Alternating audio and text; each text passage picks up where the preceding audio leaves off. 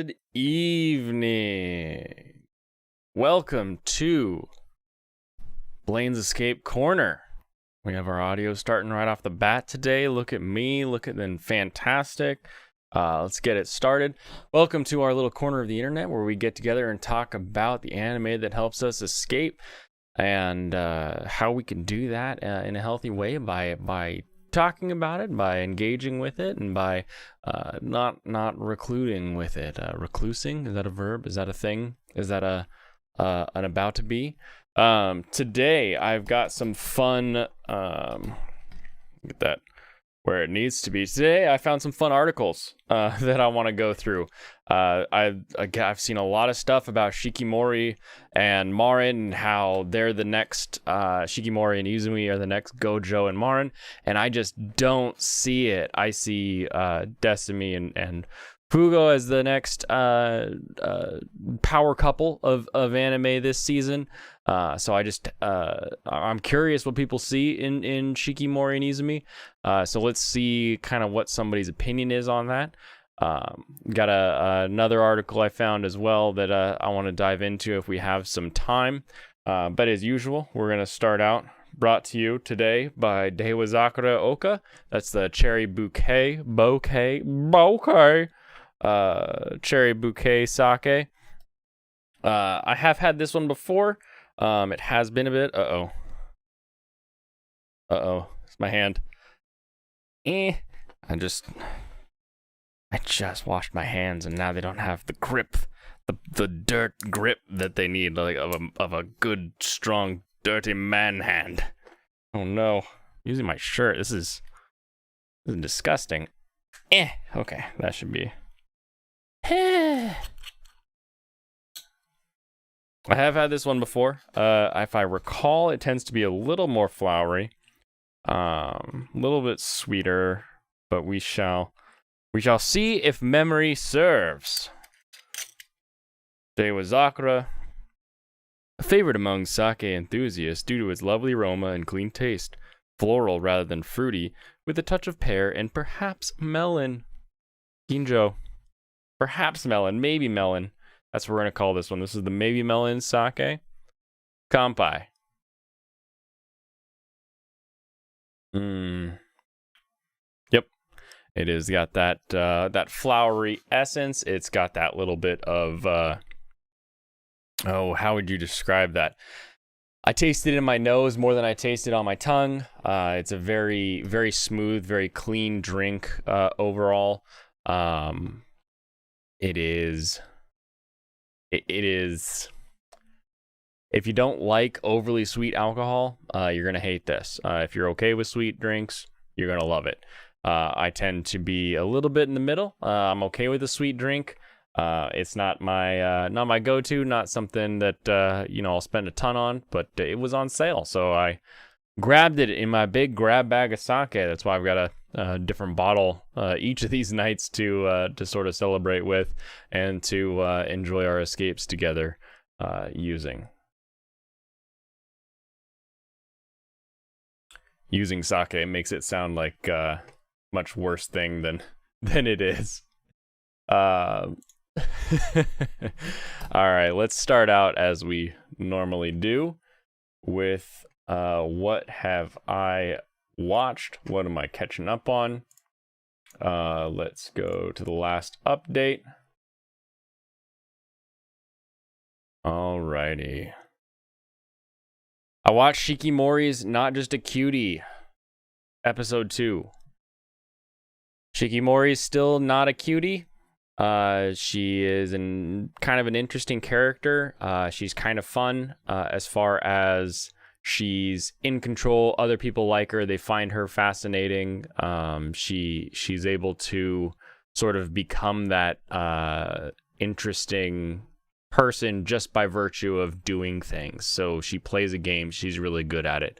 Why is she so good at things? We don't really have a good backstory on that yet. Maybe we'll get that later.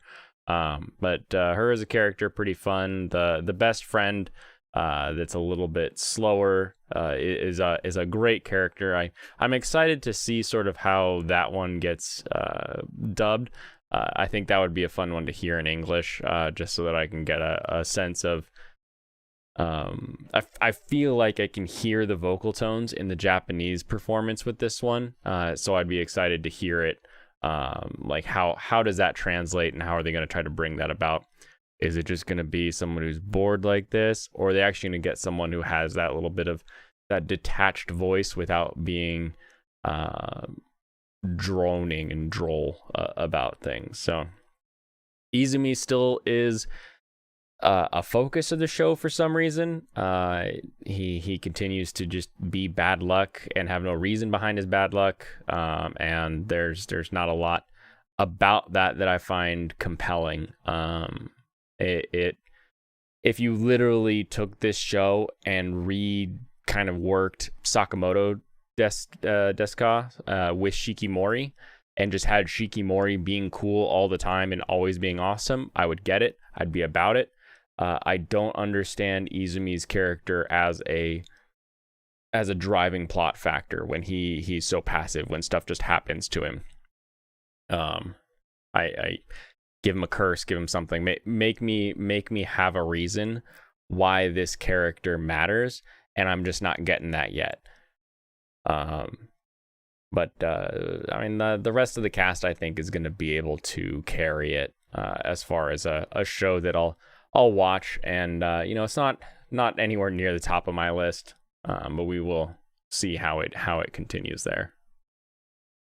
Caught up on the second episode of In the Heart of Kunoichi Tsubaki. We had more inter-ninja fun this time, as opposed to just focusing on the men are different, and so we're building that world wherein we've got ninja teams fight. How good are the ninja teams at fighting? What do they fight over? How do they fight? What is their training like? We're learning a bit more about their sort of school and everything that kind of goes along with that. And so I think episode 2 pretty good at just setting the. We had kind of an exciting episode with like, we got a little view of a man, and then it moved into the rest of the first episode. Second episode working pretty well at sort of setting up more of the village as the setting of this show. Excited to see where it goes. Again, I want to see that Vandred. I want to get the interaction with the men, because I think that's where our more interesting parts are going to come into play. Right now, it's more of a slice of life that happens to involve ninjas, and it would be interesting to see more of that, whether the teachers have to go battle men, and there's some drama there that ensues, or get something that brings it into more action. I mean, we're talking ninjas here, and so far all we've had is a few power moves as one-on-one ninja duels occur. Haven't really had too much, and considering magic is an actual part of this ninja world, we have the girls shooting fire. They're able to multiply. They are flying around. They have all of the ninja tricks, all of the ninja stuff. I'd be excited to see it actually take off as a full-on. I mean, it doesn't have to be like a dedicated like battle shonen type thing where all of a sudden every episode is them fighting something. But I want to see some of that. I want to see them actually get pushed to where they're having to fight as ninjas, or maybe they go on a mission, like an assassination or a sabotage mission of some kind, and so we can see sort of how that plays out, given the fact that we know they're magical ninja girls. So excited to see where that one goes. Good episode to establish the setting and to give us just more of the just more of like the characters' home life, school life, I guess we'd call it, since they sort of live at school. My chair feel like it's. Ugh, there we go. All right, better. Okay, Tomodachi Game.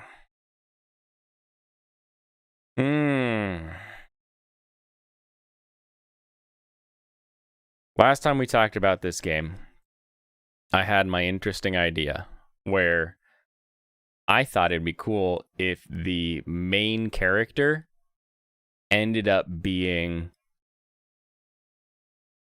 the person who has the debt. And that they end up being that sort of like, we have that twist, that turn, that we took a character that we've been following and we've been rooting for, and we make them the bad guy, the antagonist, the foil, the shadow, whatever you want to call it, as far as making them the character that's sort of the negative driver of the show. And I enjoy that. I think most popularly we saw that with Eren Yeager. We saw that, with Attack on Titan, we had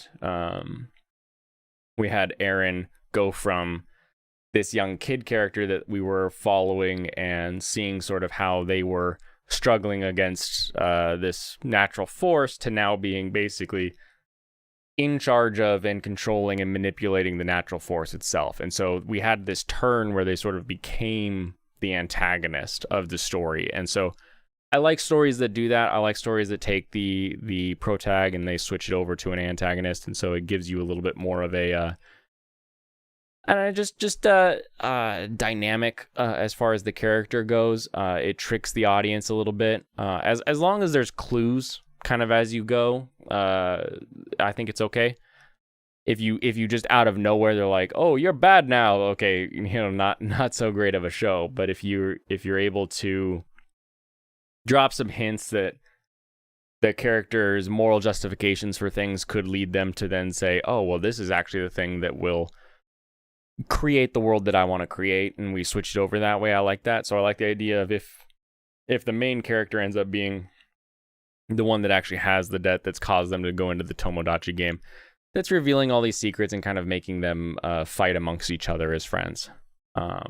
However, that was my prediction back when episode 2 came out. And here we are, episode 3 coming out, and big reveal, they showed us exactly who did it. They then told us why they did it. They then showed us a bunch of ways in which this person has been evil. And hold on, let's look at the let me make this big. I'll make this big. Look at this poster. Birdie Wing. We'll get to Birdie Wing in a minute.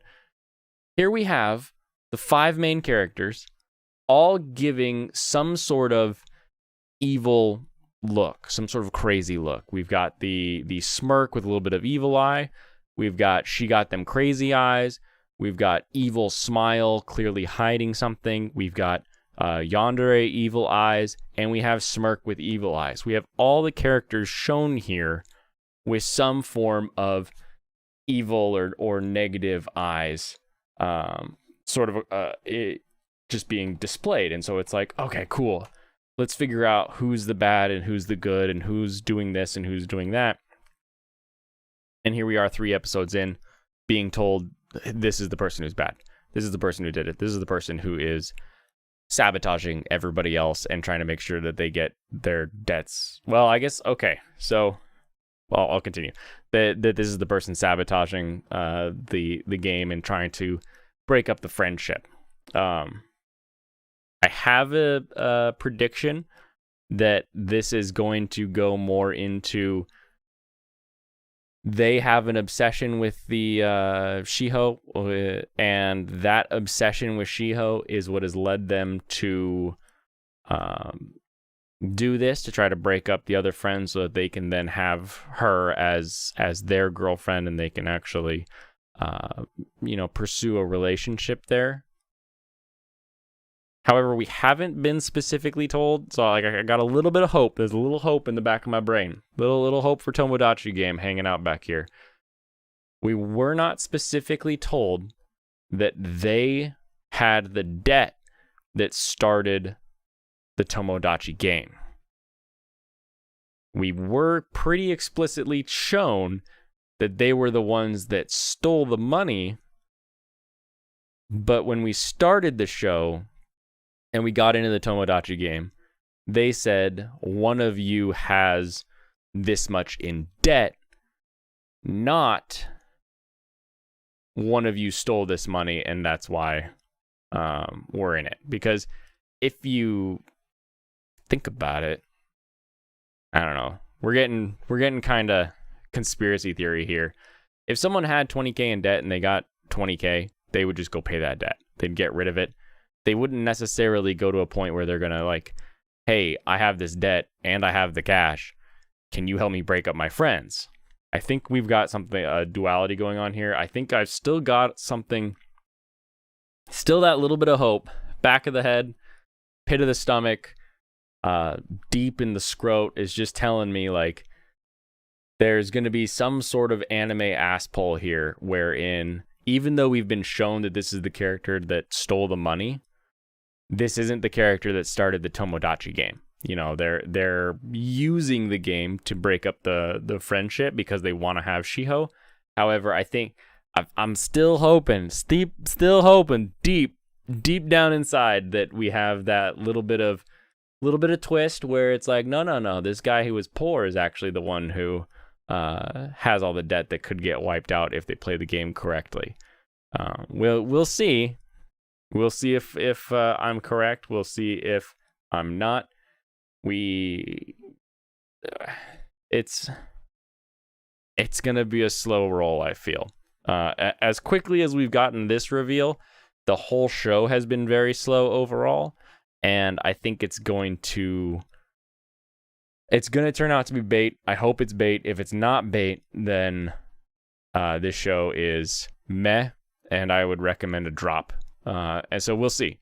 We shall see. If we get a couple episodes in further and friend is not the person that started the game, we actually get some interesting dialogue around how they just wanted Shio to themselves, or if the whole thing just keeps devolving into friends fighting and friends fighting and friends fighting, it's not really that interesting. It's really not that interesting or exciting because we have no real background on these friends and these characters. It's not like watching Naruto and Sasuke fight. You know, it's not something where we're invested and we've been watching them and we're like, oh, they're friends and this is what they're battling for, or to use the Attack on Titan reference like earlier.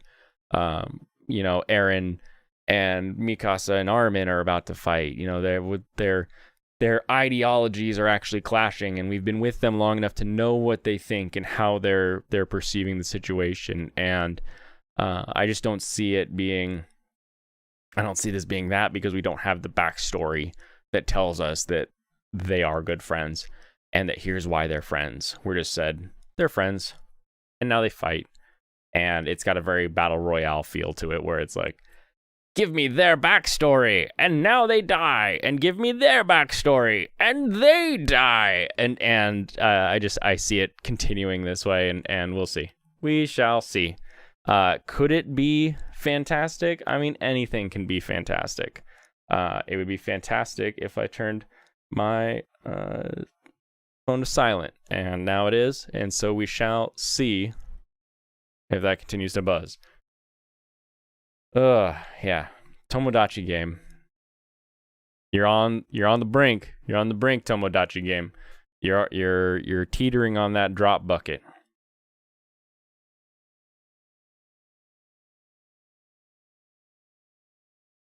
Something that is not teetering on the drop bucket. Birdie Wing. Golf Girls Story. I will never get over how much that title is just Yuri Golf, the sports anime. That is what it says. That's how it comes across. Birdie, spelled with the I-E. It's got a very kind of feminine feel to it. Birdie Wing, like I'll be your wings. Golf Girls Story, just straight up. It's golf, it's girls, it's a story. That really feels like we're just getting into a real Yuri anime. And it could, like, we could get some of those elements at some point, but it is getting so much better than that.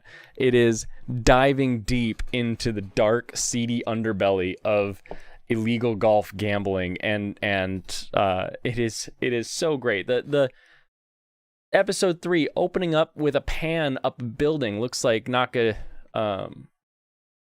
my goodness, Nakamoto. How am I forgetting the tower's name? Oh my goodness. Nakatomi. Oh my goodness. That was hard for me to even Google.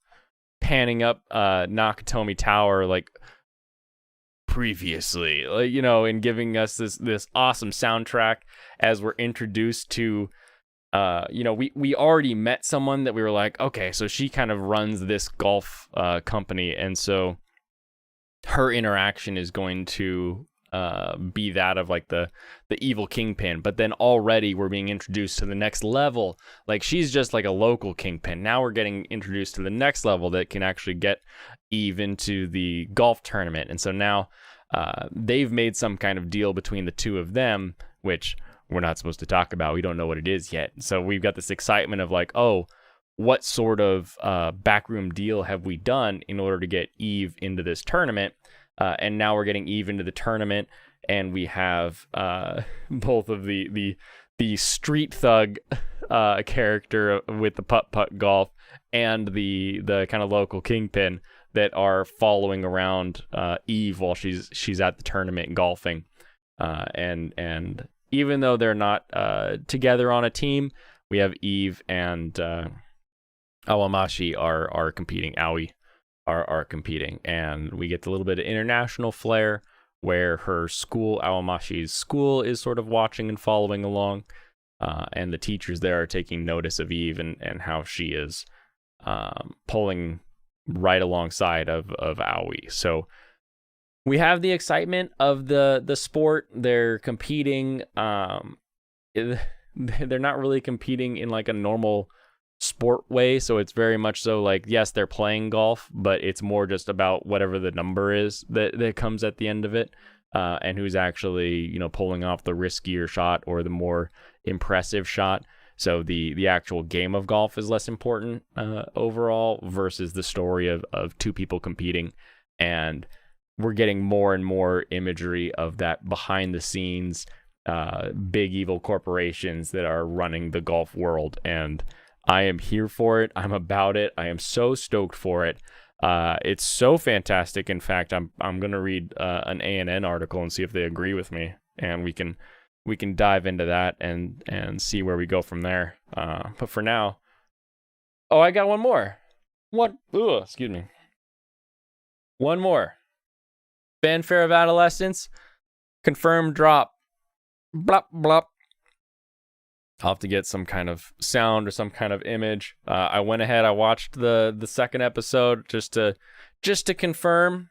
Yeah, I'm dropping that one. That one is dropping, and that one is staying dropped.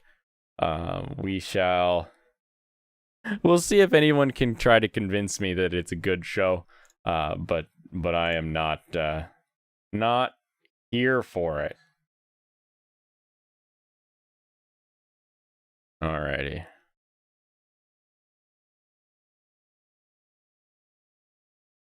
Do this. If I go like this, it'll... Oh, yes, I can do this. Bing, bong, boom. And then I can just roll through it. Alright, so this is an ANN sort of review article about Birdie Wing. And I gotta know, what do they think? What is the world about? I feel like anytime I tweet about it, I'm the only one who's really like, this is one of the best anime this season. You want a good relationship? We can watch Love After World Domination, but you want the best sports anime this season? We're watching this one. So let's get into it. Can I hide that? Oh, well, who cares? Who cares? Alrighty, who wrote this? Steve Jones. Released on 420. Blaze them. I'm drinking them. Defeat your munchies with sea salt and vinegar chips, or a lot of water if you got them. I am going to not, but you, course may. This is real golf. I'm talking back alley, ball, divot, backspin, beat 'em ups. This isn't your dad's golf. Take your putters and plaid pants to the municipal course and bury them in yourself 6 feet under the fairway. Yeah, because you're going to get buried by the drug dealers and the people who run this. This is the sport of kings, writ in the blood of your enemies. Flay their limbs, splay them on flagpoles like Vlad of the Sun Visor. You are the lord of the links. Your wedge was tempered in Hephaestus' forge. Your driver was hewn from the trunk of Yggdrasil. Your irons are irrational numbers. Are they? Are your irons irrational numbers? Oh, I guess they're just... I don't know. I don't like how deep they're going, but I guess they're having fun. Who else is reading this article besides me? You know? Who... I want to see how many... Where's the hit counter like we used to have back in the old days? 12 people have been to this page. Your tees are scrimshot bones of any loser who ever hit above par. You've never even seen par.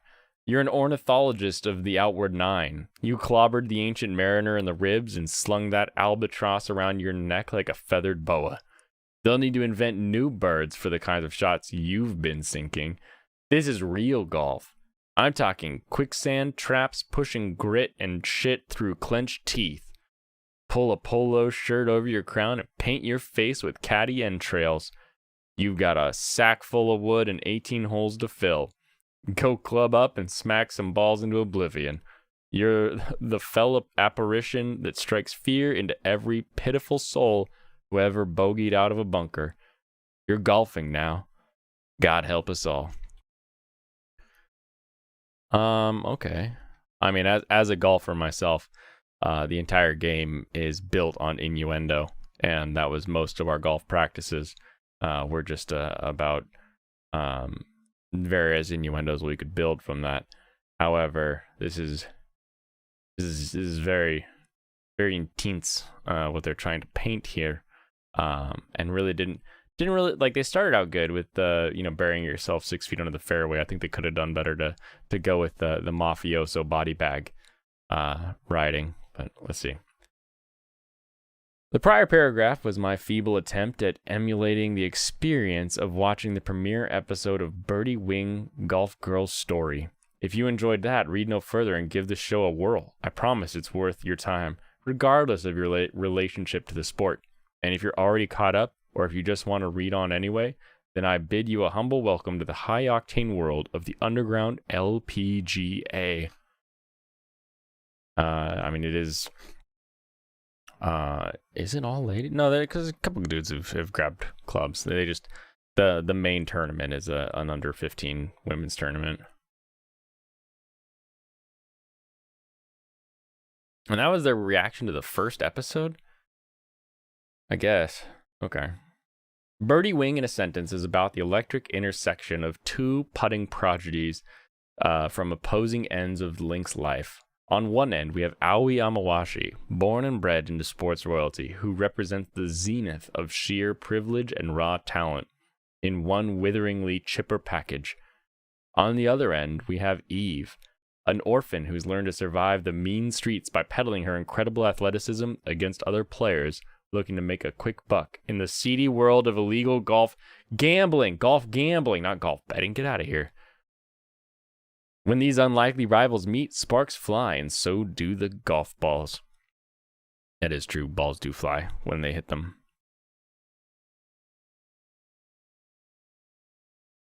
The anime, smartly, focuses on Eve in its opening act because hers is by far the more ridiculous, more amusing, and more accessible story. You don't need to know anything about the rules and protocol of golf to enjoy the sight of her grinding her opponents down with drives powerful enough to shatter bone. It's hilarious, but it's only as funny as it is due to how absolutely straight the show plays it. True. You're going to go like this, you better go hard like this, and you better make it so real that people believe you. The audience is forced to care about golf because golf is the single most important activity in the series world. It's big enough that Eve is outfitted with state-of-the-art spy technology in order to substitute for an injured player. It's big enough that Eve is able to support a gaggle of adorable orphans purely through her illegal winnings. It's big enough that Eve gets an outwrought sepia-toned montage in which she poses for the camera like an indie rock frontwoman staring into the distance in deep contemplation. And all this happens in episode 1. There are no brakes on this golf train. Or golf cart, you could say golf cart. There are no brakes on the golf cart. It would have been half true. I mean, most of the time they're electric and you just let off the gas and they stop anyway. Arguably, the most important influence on Birdie Wing is Osamu Dazaki's legendary anime adaptation of Sumika Yamamoto's shoujo tennis manga classic, Aim for the Ace. It's a show I wish I were more familiar with, i.e. I'm dying for somebody to license it, but its impact has trickled down into everything from Gunbuster to Keijo. Dazaki's trademark is his florid encapsulation of melodramatic extremes. He treats sorority drama with the same gravitas he lends to the French Revolution. It all comes down to execution. And while Birdie Wing can't hold a candle to his directorial eye, and if you're not familiar with it, what do you mean and few modern anime can? It's a weird thing to say, right? Like, if you haven't seen something, maybe don't talk like you've seen it. The spirit remains. There's even a nod to Dazaki's trademark postcard memory style towards the end of the premiere, accompanied by Eve's deadpan confession that she's not a pro. She just hit a ball with a stick to make money. Can't tell you how much I love this stupid anime. Let's do our friend here a little favor. Aim for the ace. Anime. Do do do. Do do do. Do do do do do do do do do do do do. Yeah, it's online for free. You could watch it. You don't have to be hiding from it anymore. Hope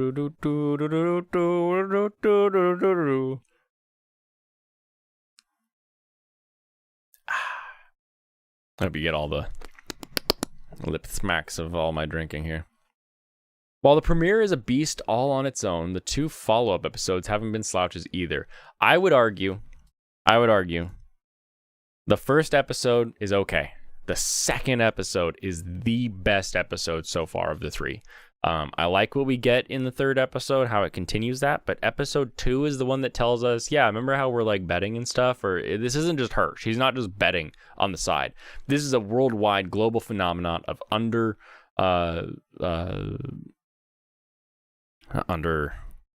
underworld is about golf. Take every darts and billiards and any hustle you've ever seen is like, this is what bad guys do, and replace it with golf. And I love it. I'm here for it. I want to watch it. I'm going to enjoy it. But I would say episode 2 is much better than episode 1. Aoi, in particular, has been a fun addition and good foil to Eve's purposeful abrasiveness. She's no less of a golf monster, but Aoi kills with her ever-effervescent kindness. This contrast extends to their playing styles too, with Eve favoring brute force, daredevil drives. I don't know why I thought I saw drives as like a noun, or as a verb, and I was like, drives where? Drives where? While Aoi executes pinpoint strategic lobs. Again, the exaggeration is key here because it transmutes golf from applauding an esoteric experience into a blood-pumping duel between gladiators on the green. It also leads to fun moments, like Aoi introducing herself in her 4-foot-long club with striking hentai-specific framing. Meanwhile, Eve's gimmick is rainbow-colored, and she can't stop talking about penetrating her opponent and her being penetrated by her like any sports anime worth its salt. Eve and Aoi's rivalry is just as much a romance as anything else. I don't care if they've already heavily hinted that the 2 are long-lost sisters. Subtext is always more powerful than text. Did they? I guess. Furthermore, I hope the series never stops plumbing the depths of this golf-obsessed crime syndicate. Please keep going with this. I love the crime side of this. It is so fantastic. And my hopes are high considering Eve made a mysterious Faustian bargain to play in the tournament against Aoi. Like I was saying, we'll go with our original agreement. What is the original agreement? We don't know what the original agreement is.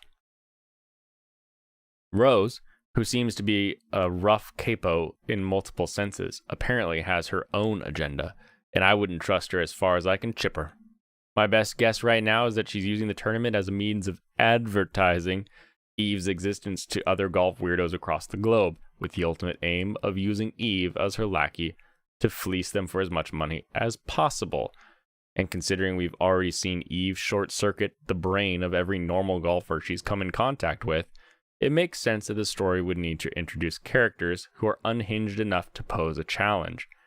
This plot would also have some nice ironic synergy with Eve's immediate willingness to sell her body for a chance to golf a single round with Aoi.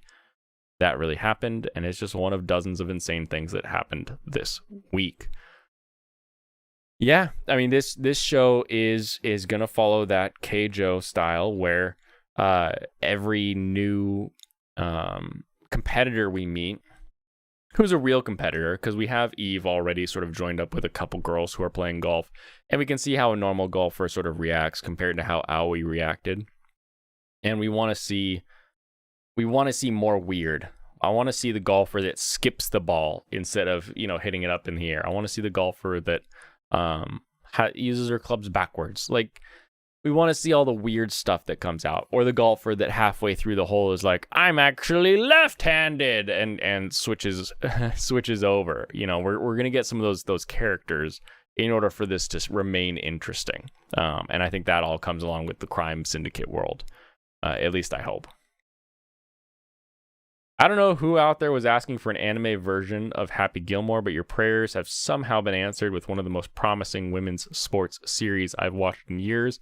And I'm not joking. It is Keijo levels. For as much as I've lauded its absurdity, Birdie Wing is a tightly written and legitimately engrossing narrative, full of colorful characters, and a world that just keeps expanding. It's liberally borrowing broad thematic strokes about rivalry and fulfillment from other successful sports shows and movies, but there's absolutely nothing wrong with cribbing from the classics. In fact, its strong fundamentals make its ridiculousness soar that much higher. I've been pierced by Eve's blue bullet, and I'm begging for more. Let the season of golf girls commence. 4. That was cute. I like the way you ended that. That was a fun one. I agree, Steve. Let's let Steve know. Hold on. Do.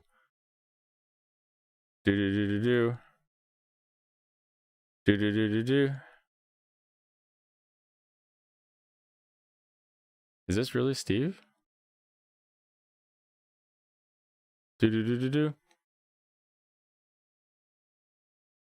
Can't agree more with your article.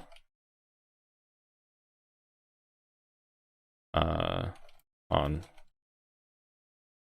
Birdie Wing. I cannot wait to meet the next lineup of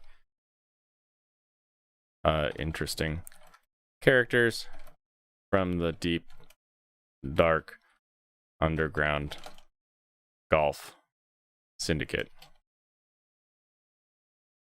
Cool. Let them know. Let them know I agree. Let them know it's okay that I agree. I guess. Is that... It's okay. I agree with you. But you know what? Not everybody will. With this next one.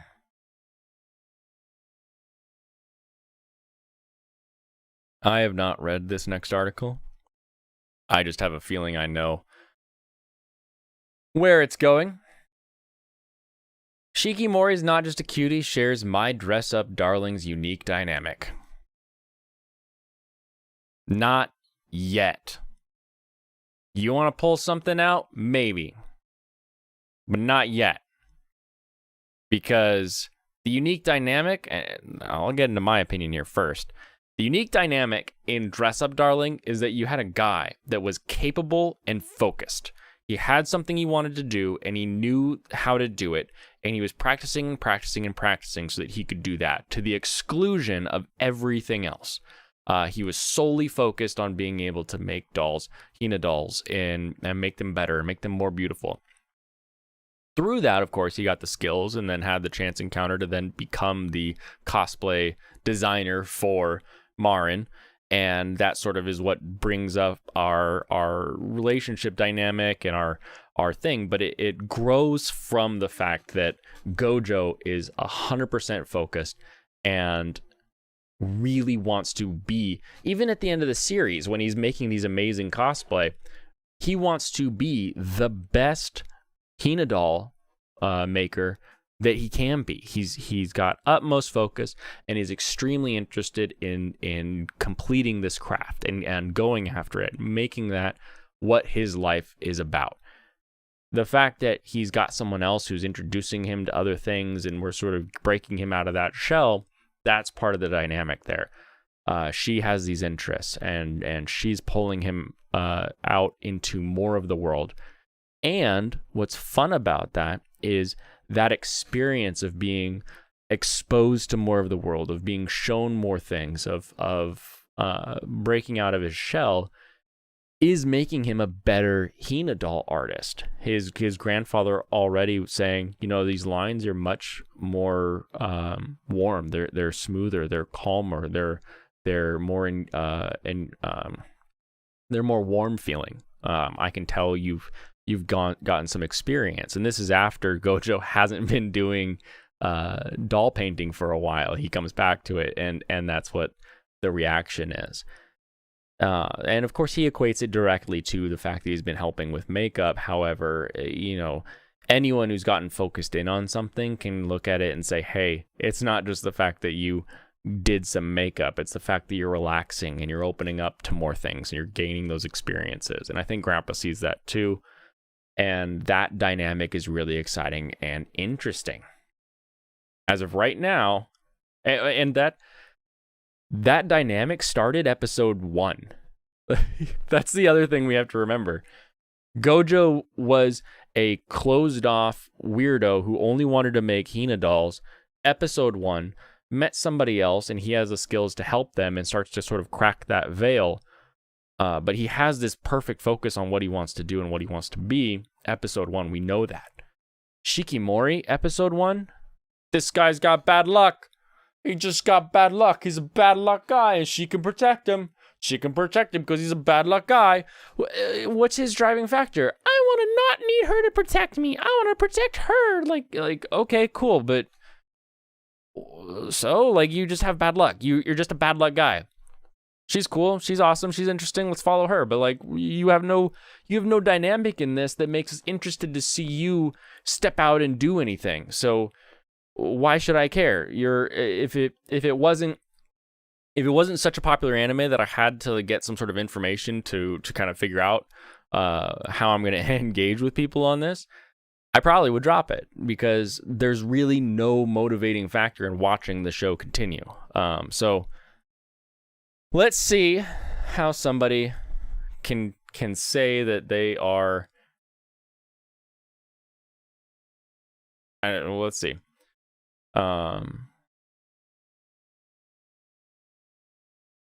There we go. Best girl, Ant Girl, we'll see. Despite having a lot to live up for with the jam-packed winter 2022 season that just ended, spring 2022 is holding its own quite well. It is. We have Love After World Domination, and it's holding up quite well because we have that I'm a focused superhero, I'm a focused supervillain, and they're cracking out of each other's shells and they're interesting and they're growing as a couple. However, that's not what this article is about. One title that has caught the attention of anime fans is Shikimori is Not Just a Cutie. Now, here's the question. I read that Shikimori would be the new best girl from memes leading into this season. I saw the My Hero Academia. I'm gonna point at you, and one was Marin, and the other one was Shikimori. I saw the best girls lineup coming up. I saw all this stuff, and it just said Shikimori's not just a cutie, he's gonna be the new hit, the new hotness. Okay. After the final episode of My Dress Up Darling a few weeks ago, people were wondering what new hit romantic comedy slice of life anime would take its place. This title might just be the one to carry the torch. Okay, so they do confirm this article is going to say that Shikimori is the one to carry the torch. Even though Shikimori does not have anything to do with the art of cosplay, as My Dress Up Darling did, it shares many similar traits. Within the first episode alone, the pink-haired Shikimori shares Marin's beauty and unapologetic lifestyle.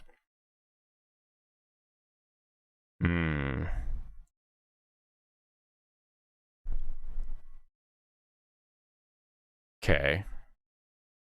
But what is Shikimori's unapologetic for? Because in those first episodes of Dress Up Darling, we understood that Marin loved anime and had anime characters and things, and then someone would tease her about it and she would just blow him off. All right, whatever, I don't care about you, you're out of my life. She wouldn't hang out with her friends because she was doing her part-time job, and she was focused on trying to make her first cosplay. Like, we saw immediately what her lifestyle was for. We know nothing really about Shikimori other than she's great at anything she does. All we know is that she's great. Both anime showcase a wholesome romance with no signs of toxic opposing forces so far, but there is one unique trait that they both share that isn't seen a lot in this genre of anime. I would say that it is a toxic relationship when one of you has a full dependency on the other. That is not, even if it's not healthy, it's not, or even if it's not toxic, it's not healthy.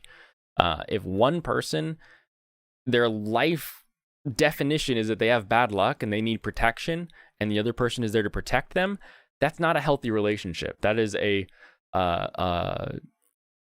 transaction. That is, I need you to protect me and you're going to protect me, and I'm going to try to be helpful. But as of right now, I would not. Maybe it's not toxic. Maybe you don't want to get that vehement about it, but it's definitely not a healthy relationship when one person is fully dependent on the other. In especially in sort of a physical way, the way they are in Shikimori. Cute, good animation, but the character behind it not as cute. Like, this is her smiling and seeing Gojo and just, having that like big love doughy eyes, and like this is sort of that same thing. But what did Gojo do? He put on an outfit that was silly. He maybe is stitching something. I don't remember this exact scene, but he's doing something or being something that is cool or cute. In this one, she had to protect him from a newspaper. Like she had to stop him from falling out of a window. And then she's like, "You're so cute." Okay, whatever. Although Shikimori and Izumi are a more established couple being shown in the middle of their public relationship, they share similar traits to the newly blossoming romance of Marin and Gojo in Dress Up Darling. Something that is highlighted quite well in the latter anime is the defying of gender roles and pursuing hobbies and passions despite what is considered socially acceptable. What passion does Izumi have? I don't want to be bad luck. I don't know. Like we see in episode 1 such clear passion between Gojo and Marin, and I've got none of that in Shikimori yet. This is shown through Marin's love of anime and cosplay and Gojo's love of traditional Japanese dolls. Similarly enough, Shikimori struggles with being perceived as cute versus being perceived as her true self, which is considered cooler in a quite masculine way, especially when it comes to competitive sports. Do you see what is missing in this line when we compare it to this line? Marin's love of anime and cosplay and Gojo's love of Hina dolls. Shikimori struggles with being perceived as cute versus being perceived as her true self. Immediately, not only is Izumi not being spoken of in that line, where we have this person and this person, and then this person, we're not going to say anything about Izumi. But it's also not something that she is interested in, right? She struggles with being perceived as cute versus being perceived as cool. And we've seen that where she doesn't like that she's cool. She doesn't like the way that comes across. But we don't have a interesting reason for that. Like, does she have someone in her life that is always cute, or that was very cute or is very cute, that she wants to be like, and she wants to be cute? Or does she want to be cool and sporty but doesn't want to take the baggage? We don't see what she wants to be, only that she doesn't right now like to be called cute, or she doesn't like to be called sporty or cool or anything like that. She wants to be perceived as cute because she thinks that's like the socially acceptable thing, is kind of how it comes across. But we don't know what she's interested in. We don't know why she wants to do anything. We don't know any of this yet. Now, again, we're a couple episodes in. This could all change. We'll find out. I could be making a new video in a couple weeks that says Shikimori just became the best anime couple of this season, and I would never know it because I'm an anime only watcher in this. So, manga spoilers in the comments if you want to, but as of right now, no one has told me why this would be important or interesting.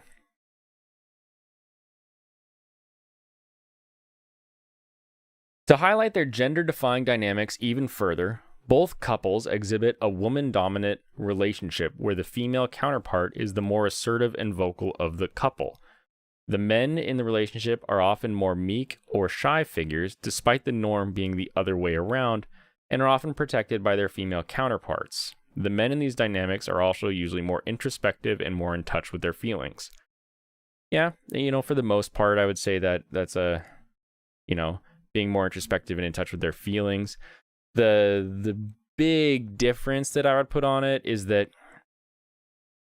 you feel like Marin and Gojo are both kids. Like, Marin does put on a dominant like persona because that's what she has. She's a very in charge kind of girl. But sometimes she gets a little embarrassed by something. Sometimes she's like, yeah, we can do this, or we're going to do that. And then she gets that little bit of like embarrassment. So you get to see her sort of struggling with that. So I'm enjoying that so far, or I enjoyed that quite a bit. We're not getting that as much with Shikimori. Shikimori just is good, period. Evidently, this dynamic is a breath of fresh air to the typical yet outdated macho man and submissive woman stereotype that is ever present in society today. Shikimori, despite her girly appearance, harbors a very powerful masculine energy, especially when she plays a competitive sport or when she has to protect her unlucky boyfriend, Izumi.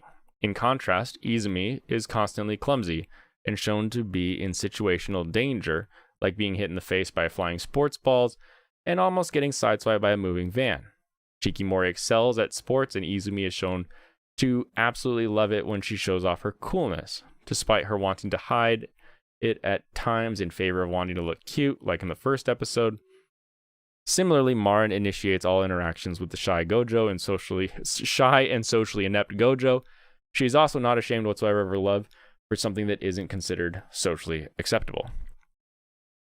Again, shy and socially inept versus just clumsy and always in danger. With Izumi, the world is happening to him that is putting him in this like negative space. We have no idea why. We don't get it. It just happens. Whereas Gojo, shy and socially inept, we get that. We know people. We know people that have focused in on something to the point where they've excluded the world and they've created this room. And you have to go break it open. And it takes people that have that initiation like Marin does that'll crack open that door and actually get them excited and energized by it.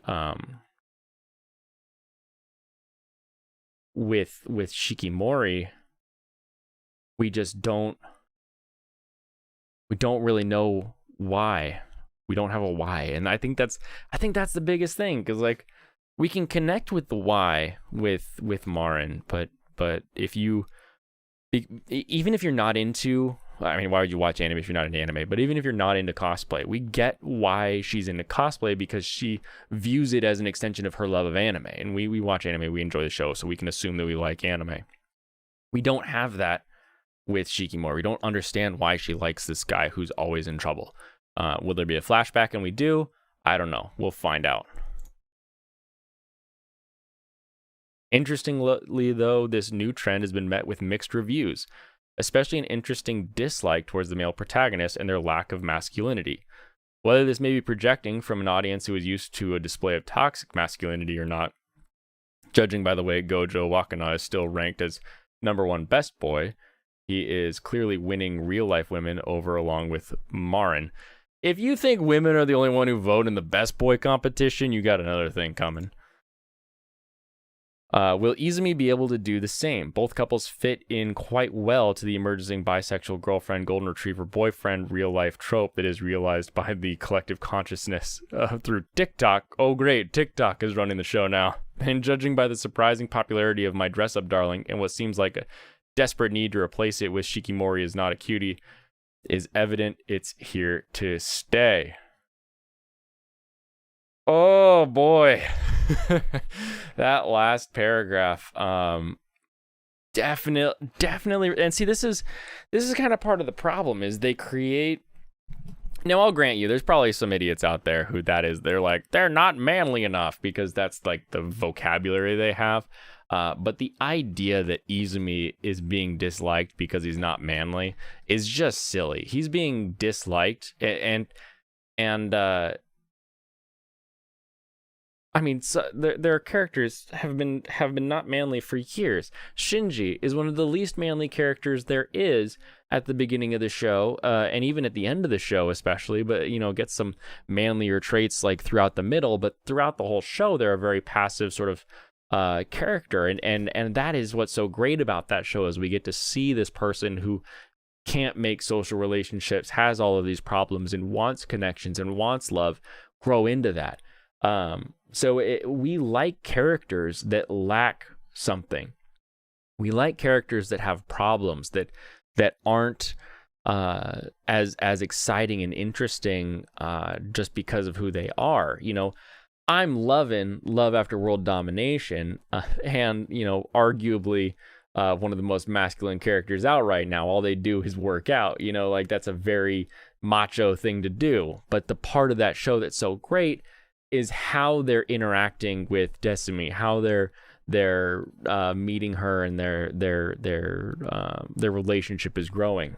The idea that everybody in the world doesn't like Izumi just because he lacks masculinity is idiocy. It is pure idiocy. The idea that that's the straw man that's been built against this show, or for why people don't like this show, is just stupid. And everybody should like Gojo. Like, Gojo is a character that you can root for. You're like, yeah, you can do it. You've got a passion. You've got a thing you're interested in. You've got something you like, something you're excited for. That's a something to be proud of, right?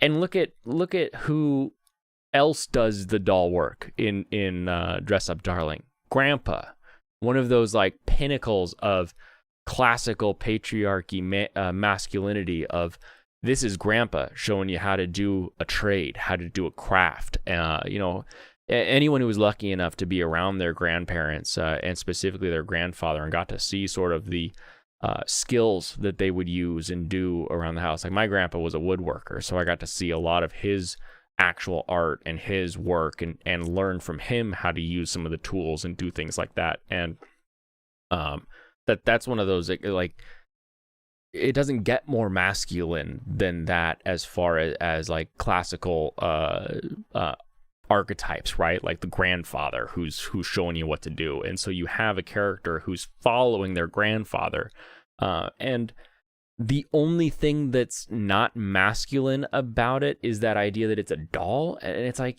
okay, yeah, but like, I'm pretty sure that given the time, Barbie was developed by a woman, but like you've got all these older arts and designs where men do it, because they've been doing it for so many years. So all of these toys and these designs have come from that. And so the idea that there's anything that would be girly about it specifically would be sort of weird, and that focus in on a craft, that focus in on something specific to the exclusion of everything else, is really what makes Gojo the subordinate character, you could say.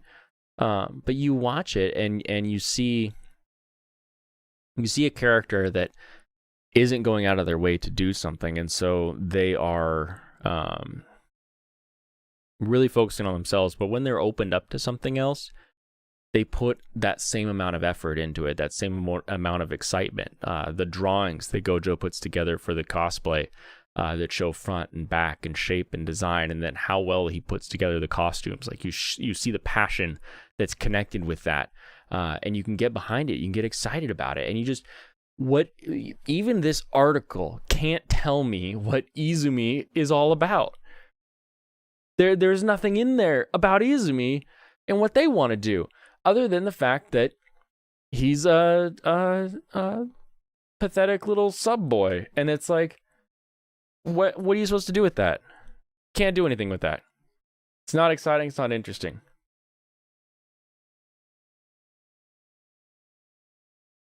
Oh, it just isn't.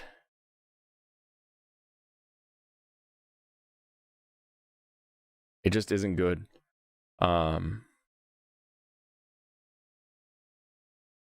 gonna actually, let's take this quote here. Let's take this quote here.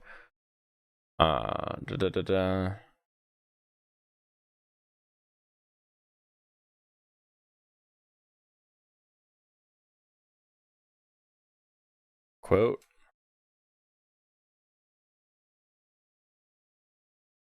Oh, the quote's too big for Twitter. Dang.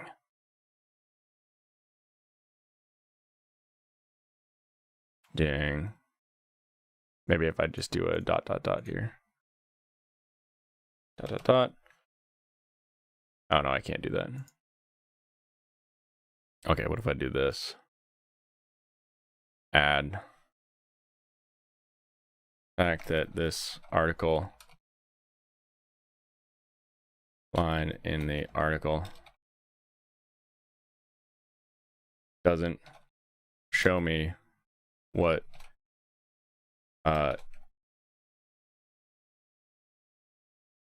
Shikimori is passionate about or loves, or even mention Izumi.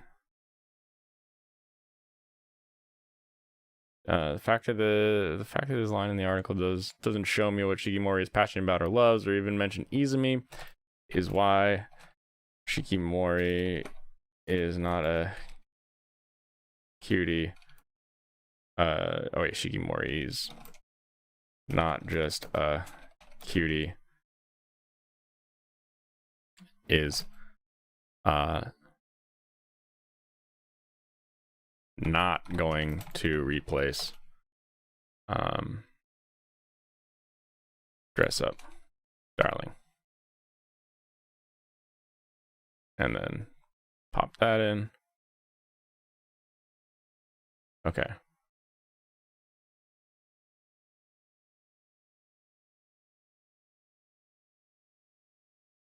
Ba-ba-bum. Ba-bum. Tweet them all.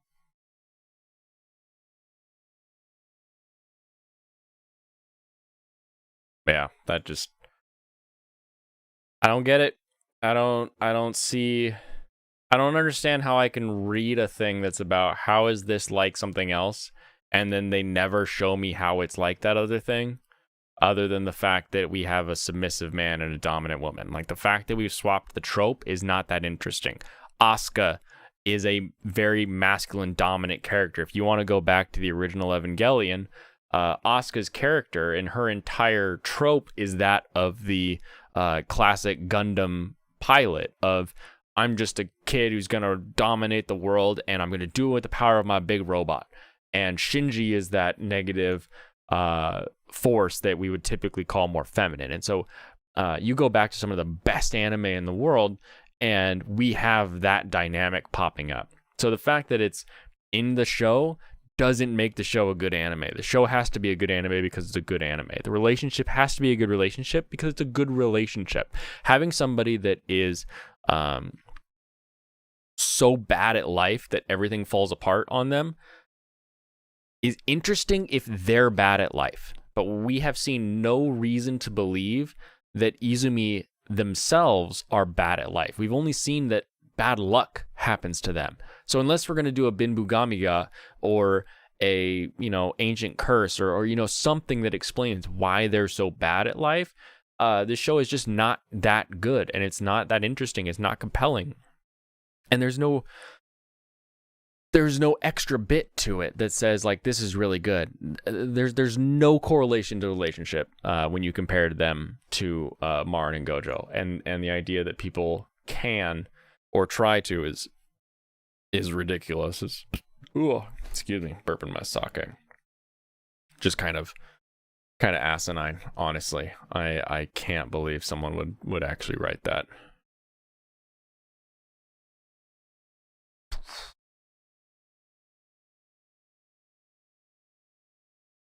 Cowboy Bebop theory, why Vicious uses a sword. I want to get into this at this point of the night. I don't think I will. I think I will call it here. This is kind of a short article, but at the same time, I don't think I'll need it for moving forward here. So we're gonna call it there. I threw out a lot of passion, a lot of excitement. You can kind of see what my thoughts are on this comparison of Izumi to Shikimori. And hopefully I'm communicating that right, because I keep seeing this straw man of, oh, you just don't like a girly character. Oh, you don't like a character that's effeminate. You don't like a feminine character. Blah, blah, blah, blah, blah. And it's like, it just has nothing to do with that. Like, the main character in one of my favorite shows is a feminine character, is a feminine male character. And that idea that would make me not like a show is ridiculous. So, if you are out there and that's the reason you don't like it, like, you're obviously missing out on a lot of really good anime just because of a personal taste about what is masculine or what is feminine. But if you're okay with just watching stories that are good stories and have interesting characters, then I think this show needs to step it up. It needs to show me why I need to care and why I need to be about it. Because if it wasn't so popular and wasn't being talked about so much, I would not care. I would not engage with it, and I would have either dropped it or never even started it. But with that, I'm going to wrap up for the night. It was wonderful as always. I always enjoy chatting my thoughts on anime, and hopefully somebody else can kind of connect with that if they've been trying to describe with someone why they don't like it, but they haven't found the words. Here's some words for you. Send this clip to your friend, and maybe that'll help explain it to them. In the meantime, come by.